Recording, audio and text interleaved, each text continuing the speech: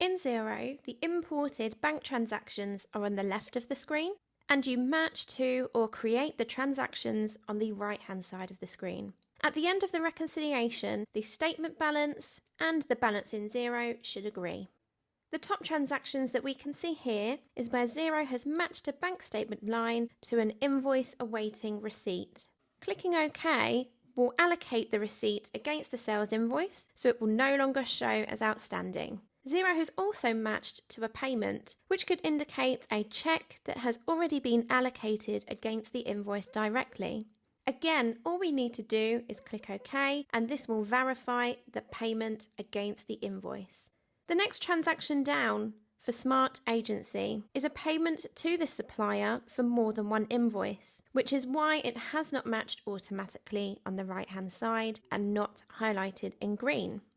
We need to match these invoices ourselves, and we do this using the Find and Match option on the right-hand side of your screen. Search for the supplier on the right-hand side and select the invoices that are due to be paid. Once you have selected all invoices that add up to the amount that's being paid or received in the bank, you will be able to reconcile by clicking OK. Just to mention here as well, if ever you need to allocate a part payment to an invoice, that is what the split option is here for. So select the invoice on the left-hand side, select split, and then you will be able to allocate how much you have paid of this invoice in the reconciliation.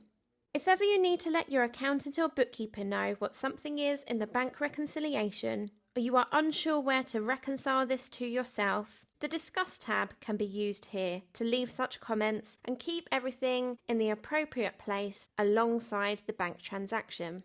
Here at the top of the screen for Ridgeway Banking Corporation, Xero has remembered where this transaction was posted last time and suggested the same treatment here on the right-hand side. This is what we call an auto-suggestion, so all I need to do is click OK if I am happy with the same treatment. If not, I can change all of the information on the right-hand side so it is just a suggestion, not a permanent suggestion that I must accept. I am happy with the suggestion, so I am going to click OK. For a new transaction that has come through the bank this time, that does not already have an auto-suggestion, what we can do is easily code this item. All I have to do is add a name, select an account code, and add an optional description if I so wish. Clicking OK will reconcile this transaction, and the next time I see one of these transactions, it will automatically suggest the same treatment.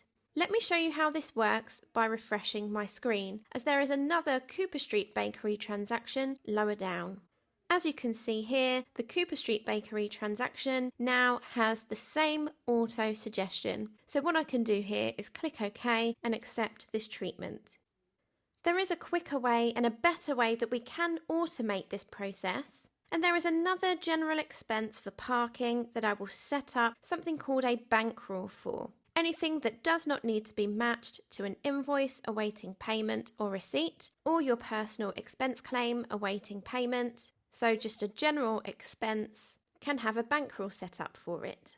All we need to do for Central City Parking is click the hyperlink Create Rule. There are a number of steps that we need to follow here.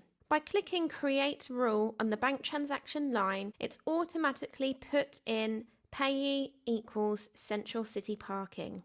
Please bear in mind that equals can be quite restrictive on the bank transactions. So if you would like to change this to contains, just to be sure the bank rule picks up the bank transaction, then that may be the best option here. In section 2, we have a number of options again for the contact. We can leave the contact will be the payee, so the contact will be here, Central City Parking. Or if we wanted to allocate all different parking, such as Central City Parking, NCP, and other types of parking that we pay, we could set up an existing or new contact and call this parking to keep all of the parking transactions all together. But for this example, I'm going to keep this as the payee name. In section 4, I can tell Xero where to post the parking transactions. I can give it a description of parking, I can choose an account code, and I can pick a tax rate. I am going to choose this rule to run on all bank accounts within Xero, just in case I pay for parking on more than one of my bank cards. The rule has already been given an appropriate title, so I do not need to change this. What I can do now is save, and then my bank rule will be allocated against the appropriate bank transactions. Now I can see that there is a Central City Parking transaction in the middle and at the bottom of the screen, and all I need to do is click OK to allocate the bank rule, and it will be posted off to travel.